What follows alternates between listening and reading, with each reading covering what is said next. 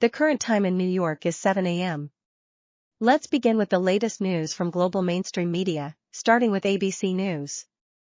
Schools nationwide are grappling with students using AI to create sexually explicit deepfakes of classmates from innocent images, causing severe trauma. A Louisiana middle school incident led to charges against 2 boys under a new state law, marking the first such prosecution. Reports of AI-generated child sexual abuse images surged from 4,700 in 2023 to 440,000 in early 2025.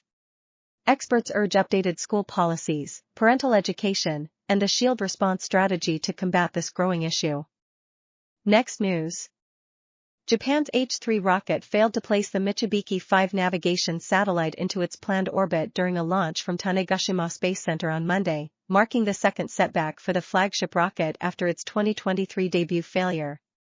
The second stage engine cut off prematurely, and satellite separation remains unconfirmed. JAXA is investigating, with the government expressing regret and forming a task force. This delays Japan's independent geolocation system, aiming to reduce reliance on U.S. GPS for enhanced precision in smartphones, navigation, and drones. Next news. French President Emmanuel Macron announced the construction of a new nuclear-powered aircraft carrier to replace the aging Charles de Gaulle, set for completion in 2038. The vessel will weigh 78,000 tons, measure 310 meters, and carry 30 Rafale M fighter jets with 2,000 sailors. Macron emphasized its role in projecting national power amid global turbulence. The project, costing around €10 billion, will boost suppliers and aligns with increased defense spending to €64 billion by 2027. Next news. Thailand and Cambodia will resume border ceasefire talks this week via their General Border Committee, focusing on detailed bilateral negotiations for a lasting truce. Thai Foreign Minister Sihasak Phuangketkeow emphasized that progress requires specifics, not public statements internationalizing the dispute.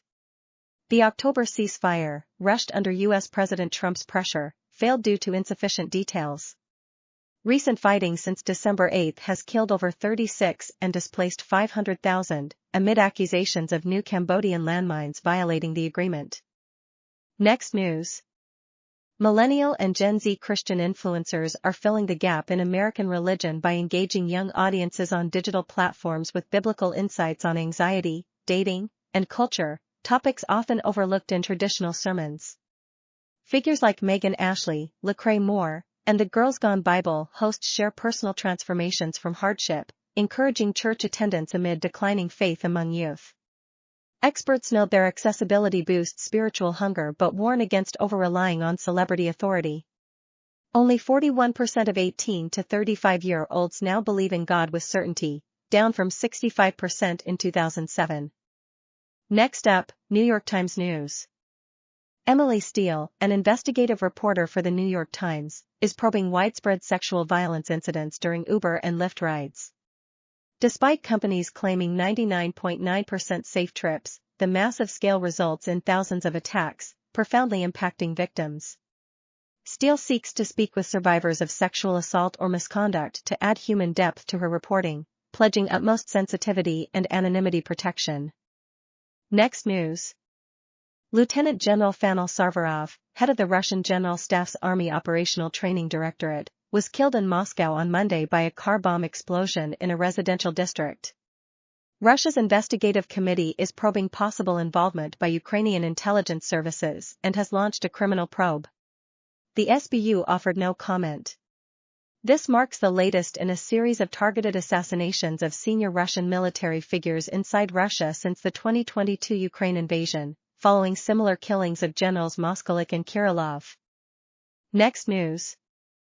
Michaela Benthos, a 33-year-old German paraplegic aerospace engineer, became the first wheelchair user to reach space on Blue Origin's New Shepard rocket from West Texas. The 10-minute flight carried her and 5 others above the Kármán line, offering brief weightlessness. Injured in a 2018 biking accident, she called it the coolest experience and urged inclusivity for disabled people. Sponsored by a SpaceX executive, this marked the program's 16th human flight. Next news. The U.S. Coast Guard attempted to intercept the sanctioned oil tanker Bella 1 on Saturday as it fled from the Caribbean Sea into the Atlantic Ocean. The vessel, linked to Venezuelan oil trade and previously sanctioned for transporting Iranian oil, was en route to load cargo in Venezuela but carried none. Officials obtained a federal seizure warrant due to its Iranian ties, not Venezuelan connections. The stateless ship, lacking a valid flag, could be boarded under international law. This follows President Trump's vow to crack down on sanctioned vessels.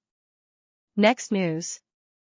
Despite a turbulent 2025 marked by trade wars, market volatility, and the longest U.S. government shutdown, the economy has shown resilience, defying dire forecasts of recession and high inflation from Trump's tariffs. Recent data reveals mixed signals: solid November job growth but rising unemployment, strong retail sales yet slowing wages, and cooling but elevated inflation. Third-quarter GDP grew robustly, with full-year output projected at 1.5%, a slowdown from 2024 but no recession. Many Americans remain worried about jobs and finances heading into 2026. Next up, BBC News. Court documents reveal that suspected gunman Naveed Akram and his father Sajid meticulously planned the deadly Bondi Beach attack for months, including reconnaissance and firearms training.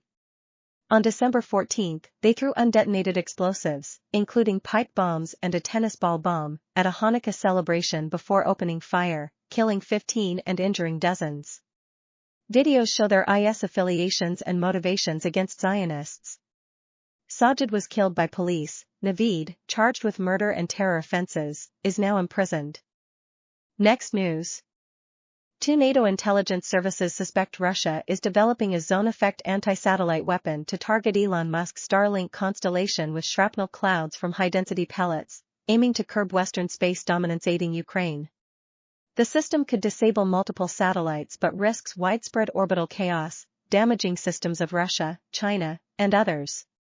Analysts doubt its feasibility due to uncontrollable debris, though officials say it's not implausible given prior nuclear pursuits. Russia views Starlink as a key threat in the Ukraine conflict. Next news. The U.S. Justice Department temporarily removed at least 13 files from Jeffrey Epstein's released documents, including a photo featuring Donald Trump, due to victim concerns over unredacted images of women. Deputy Attorney General Todd Blanche stated the removal was unrelated to Trump and was reinstated after review confirmed no Epstein victims were depicted. Democrats questioned potential cover-ups, while Republican Congressman Thomas Massie criticized the DOJ for delaying full release and plans contempt charges against Attorney General Pam Bondi. That's all for today's brief. Follow us for your daily dose of global news. That's all for today's brief. Follow us for your daily dose of global news.